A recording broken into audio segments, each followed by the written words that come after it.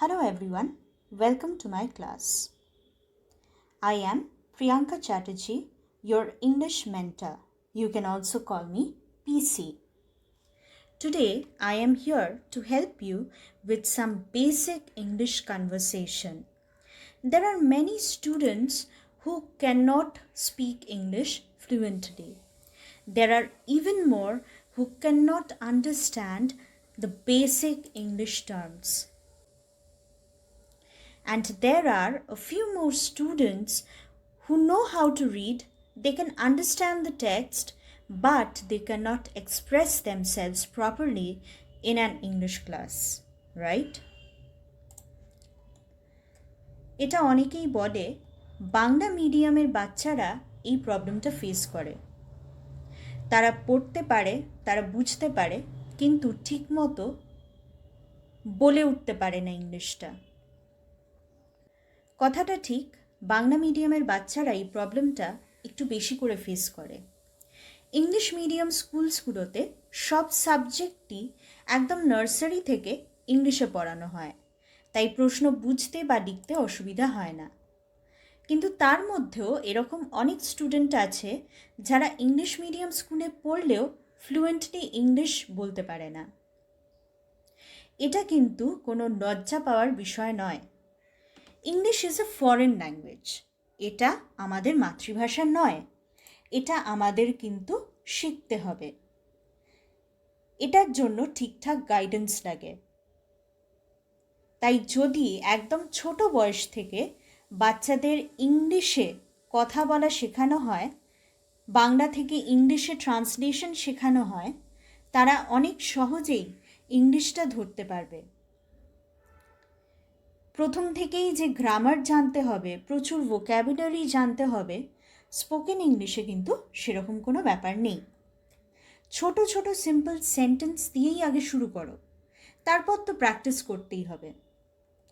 তাই আজ বিগিনার্সদের জন্য একদম সিম্পল একটা কনভারসেশন দিয়ে শুরু করছি।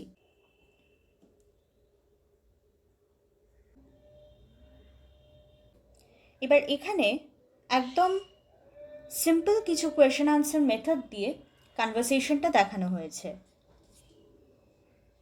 আমরা অনেকেই ডাকি একে অপরকে এই বলে, তো এই এর ইংলিশটা কি হবে? হে। হে। তুমি কে? হু are you? Who are you? আমি একজন ছাত্রী। I am a student. I am a student. এখানে ছাত্র বা ছাত্রী দুটো ক্ষেত্রেই স্টুডেন্ট ব্যবহার করা হয়।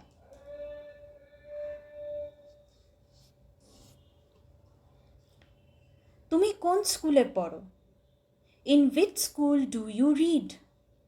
In which school do you read? আমি পাঠভবনে পড়ি। I read in Pathabhavan. I read in Pathabhavan. তোমার নাম কি? What is your name? What is your name? আমার নাম Priyanka Chatterjee. My name is Priyanka Chatterjee. My name is Priyanka Chatterjee. তোমার নাম? What's yours? What's yours? আমার নাম Anirban Ghosh. Mine is Anirban Ghosh. Mine is Anirban Ghosh. তোমার বয়স কত? What's your age? What's your age? আমার বয়স 9 বছর। I am 9 years old. I am 9 years old. তুমি কোন শ্রেণীতে পড়ো? In which class do you read? In which class do you read? আমি পঞ্চম শ্রেণীতে পড়ি। I read in class 5. I read in class 5. তুমি কোথায় থাকো? Where do you live? Where do you stay?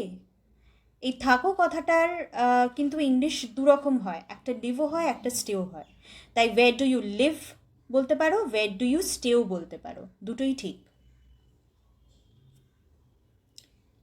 আমি কলকাতায় থাকি। I live in Kolkata. I stay in Kolkata. আর তুমি? And you? And you? আমিও কলকাতায় থাকি। I also stay in Kolkata. I also stay in Kolkata. তোমার সাথে কথা বলে ভালো লাগলো। It was nice talking to you. It was nice talking to you. আশা করি আবার দেখা হবে। Hope to see you again. Hope to see you again. Bye bye. এর আগের কনভারসেশনটা আশা করি তোমরা লিখে নিয়েছো, লিখে নিলে তোমাদেরই ভালো, তোমাদের মনে থাকবে, তোমরা প্র্যাকটিস করতে পারবে। তো এবার আগের কনভারসেশনটা যখন, তো তোমরা যদি লক্ষ্য করো দেখবে কনভারসেশনে যে প্রশ্নগুলো হয়েছিল সেগুলো ম্যাক্সিমাম কিন্তু শুরু হয়েছিল হয় হু দিয়ে, নয় হোয়াট দিয়ে, নয় ওয়েন দিয়ে, ভাই, ওয়ের, হুম, হুজ, উইচ বা হাউ দিয়ে। এবার এই এই কথাগুলোর মানে কি?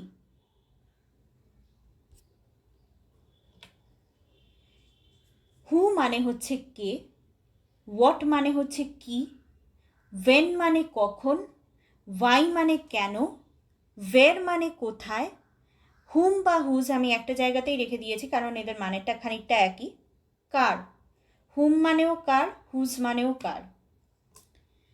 তারপর উইচ মানে কোনটা, কোন জিনিসটা, কোন দিন, কোন রং, ঠিক আছে? উইচ মানে হচ্ছে কোনটা, আর হাউ মানে হচ্ছে কি করে বা কিভাবে। To understand English better and to speak English effortlessly, always remember you need to follow a few steps.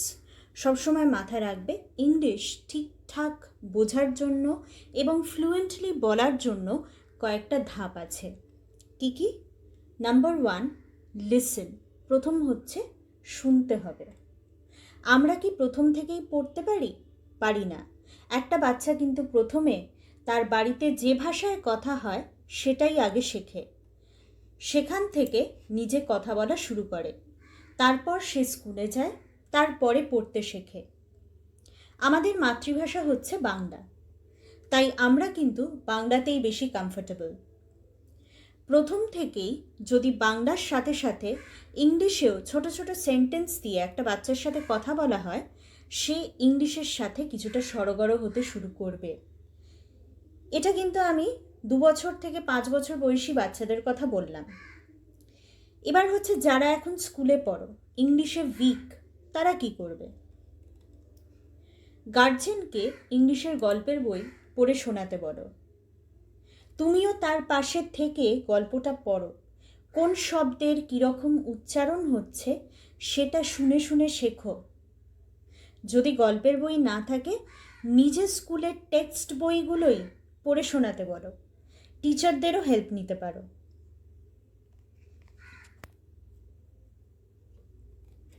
Number 2, read, পড়ো।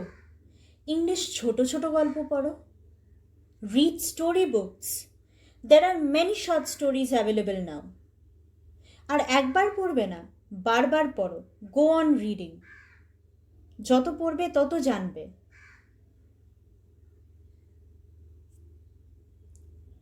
নাম্বার 3, রাইট, অর্থাৎ লেখো। এটা কিন্তু ইম্পর্ট্যান্ট। লেখাটা দরকার। শুধু বইয়ের কোয়েশ্চেন আনসার মুখস্থ করে লিখলে হয়ে গেল না, দ্যাট ইজ রং। যেমন শুনছো, শুনে শিখছো, আবার পড়ছো, পড়ে নতুন অনেক শব্দ পেলে, তাদের মানে জানলে, ভোক্যাবুলারি বাড়ালে, কিন্তু অ্যাপ্লাই করলে না, তাহলে মনে রাখবে কি করে? ভুলে যাবে। লেখা মানে হচ্ছে সেটাকে অ্যাপ্লাই করা। যত লিখবে তত মনে থাকবে, ব্রেনটাও অ্যাক্টিভ থাকবে। তার জন্য লেখা অভ্যেস করতে হবে। কি লিখবে? গল্প, কবিতা, essay? No, not at all. You can write about anything, যেটা তোমার ভালো লাগে। কোনো একটা ঘটনা ধরো যেটা তোমার খুব ভালো লেগেছে, বা ফানি কোনো ইনসিডেন্ট, ফানি মোমেন্ট, নতুন কিছু ফিল্ম দেখেছো সেটার ব্যাপারে লিখলে। রোজ যা যা হচ্ছে সেটার জন্য ডায়েরিও লিখতে পারো। বাট মেন কথা হচ্ছে লিখতে হবে।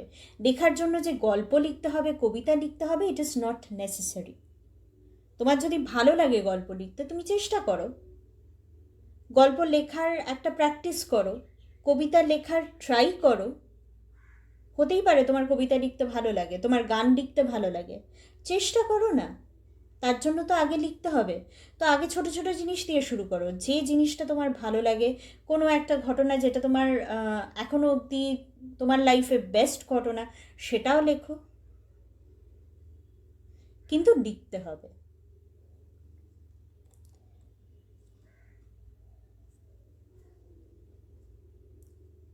নাম্বার 4 হচ্ছে স্পিক। এটা হচ্ছে সব থেকে লাস্ট স্টেপ। কথা বলো।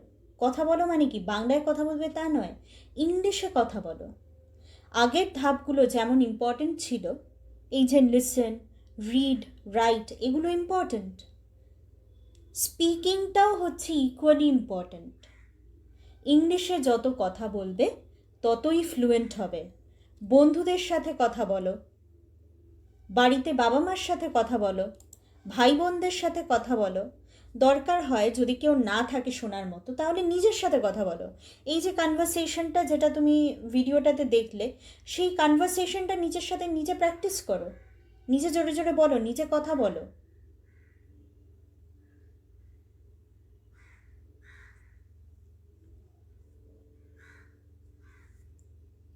ইউ অলসো নিড টু, এছাড়াও আরও কয়েকটা ধাপ আছে, সেগুলো কি? Number 1, lose fear. প্রথমটা হচ্ছে ভয়টাকে দূর করো। কিসের ভয়? ভুল বললে বন্ধুরা হাসবে, সেটার ভয়? ভুল সবাই করে, everyone makes mistakes, it is natural. বন্ধুরা কি সবসময় ঠিক বলে? বলে না তো। তাহলে আর কি ভয়? টিচার স্ট্রিক্ট তাই, টিচার খুব রাগী, টিচার বকবে তার ভয়, মার্কস কম পাবে তার ভয়, বাড়িতে বকা খাবে।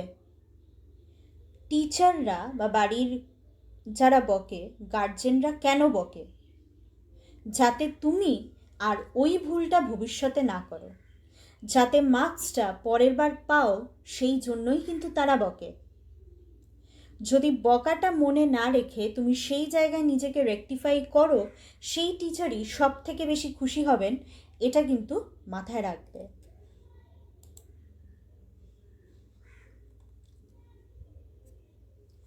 পরের স্টেপটা কি? Be confident.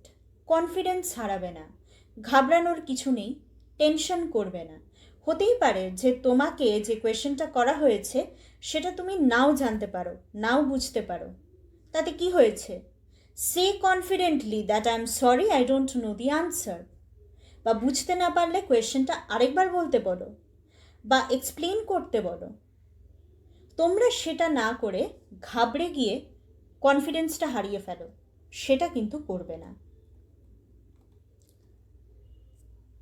নেক্সট স্টেপ কি? লাভ ইংলিশ। ইংলিশ ভাষাটাকে ভালোবাসতে হবে। বিভিন্ন কারণে অনেকে আছো যারা ইংলিশ শিখতে চাও। যেমন ধরো, প্রথম কারণ হচ্ছে কেউ কেউ ভয় শিখতে চাও, যেন কেউ বাধ্য করেছে ইংলিশটা শিখতেই হবে। দ্বিতীয় কারণ হচ্ছে কেউ কেউ নিজের শুধু কাজের জন্য শেখে, মানে প্রয়োজনে শেখে, যেই প্রয়োজনটা মিটে যায় ওখানে ইংলিশের একটা ফুলস্টপ বসিয়ে দেয়, তাহলেও কিন্তু তারা শিখতে পারবে না। তৃতীয় কারণ কি? খুব কম এরকম আছো যারা ইংলিশটাকে ভালোবাসো, যারা শিখতে চাও, এবং ওই জন্য নিজেকে আরও বেটার করার জন্য তোমরা শিখতে চাও, ফ্লুয়েন্টলি ইংলিশ বলতে চাও। শেখার কিন্তু কোনো শেষ নেই। রোজ নিজেকে যারা এইভাবে আরও উন্নত করতে চাও, তারাই কিন্তু কম সময়ের মধ্যে ভাষাটাকে এফর্টলেসলি বলতে পারবে। যেমন ধরো, যারা নাচতে ভালোবাসে, ড্রয়িং ভালোবাসে, দেখবে তারা যাই করুক না কেন, যতই সিম্পলভাবে করুক না কেন, অসাধারণ করবে। ইংলিশ ল্যাঙ্গুয়েজের ক্ষেত্রেও সেম, ভাষাটাকে কিন্তু ভালোবাসতে হবে। আর লাস্ট স্টেপ কি? Practice, practice and practice. তাহলে বুঝতেই পারছো প্র্যাকটিসটা কিন্তু ভীষণ ইম্পর্ট্যান্ট। এটা হচ্ছে the most important step. Practice করতে হবে সব সময়। এটা যদি না করো, আগের স্টেপগুলো যতই করো না কেন সব বৃথা হয়ে যাবে। চর্চা না করলে সব মাথা থেকে বেরিয়ে যাবে। Practice is the only way to succeed. It is the only key. So go on practising.